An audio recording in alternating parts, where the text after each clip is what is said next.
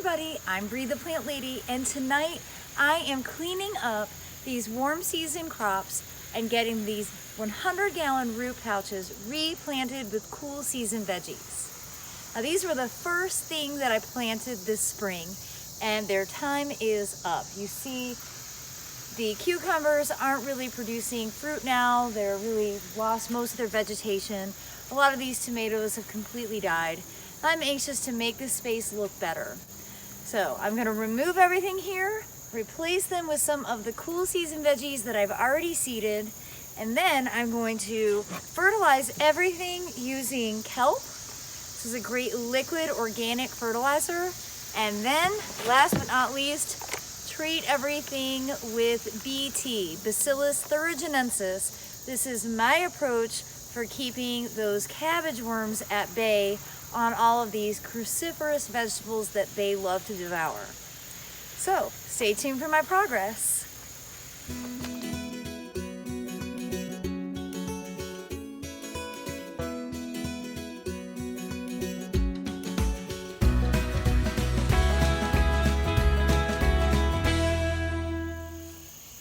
As you can see, I've got these cleared out. I did leave some of the tomatoes and a few pieces of cucumber because I still saw little fruits coming.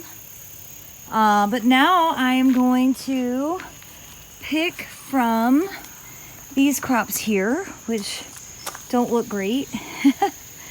I'm going to definitely plant some broccoli, and everything in here is going to get kelp. There's more broccoli, some more kohlrabi, more broccoli.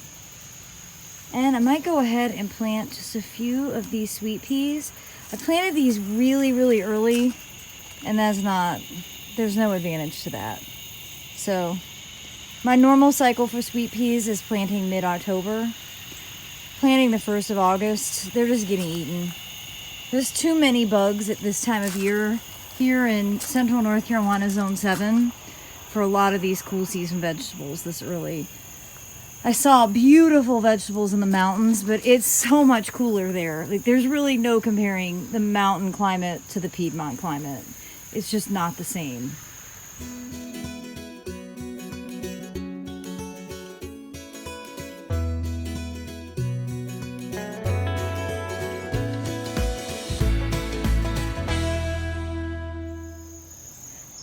As you can see, I am losing light quickly.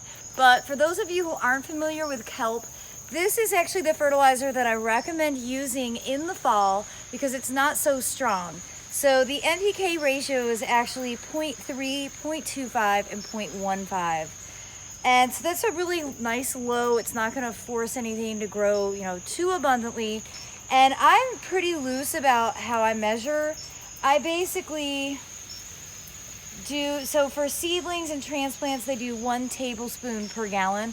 So this is a 2-gallon watering can that I do. So I just roughly pour about 2 tablespoons into that water, and then make sure that it's, well mixed up by just topping it off.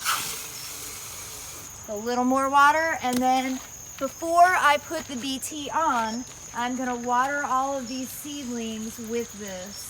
And hopefully that'll give them the boost they need to be able to make it through the next few weeks where we're still really hot. But, obviously we are heading into fall very quickly. The light has changed dramatically. And now really is the time, here in North Carolina at least, to get these cool season vegetables planted. Last month was time for seeding. Now is actually the season for planting. And we have a broad window, but if you want to have harvest before Thanksgiving, these are the plants that are going to provide you that. You get planting into, mid-October, and those are actually going to be things that overwinter, and you end up harvesting in February and March.